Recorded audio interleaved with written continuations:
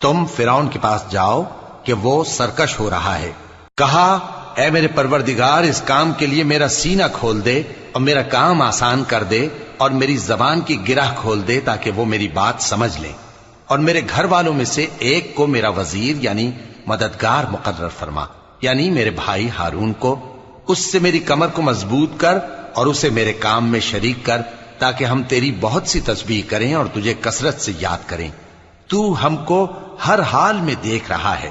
فرمایا موسیٰ تمہاری دعا قبول کی گئی، اور ہم نے تم پر ایک بار اور بھی احسان کیا تھا جب ہم نے تمہاری والدہ کو الہام کیا تھا جو تمہیں بتایا جاتا ہے۔ وہ یہ تھا کہ اسے یعنی موسیٰ کو صندوق میں رکھو، پھر اس صندوق کو دریا میں ڈال دو تو دریا اس کو کنارے پر ڈال دے گا اور میرا اور اس کا دشمن اسے اٹھا لے گا۔ اور موسیٰ میں نے تم پر اپنی طرف سے محبت ڈال دی، اور اس لیے کہ تم میرے سامنے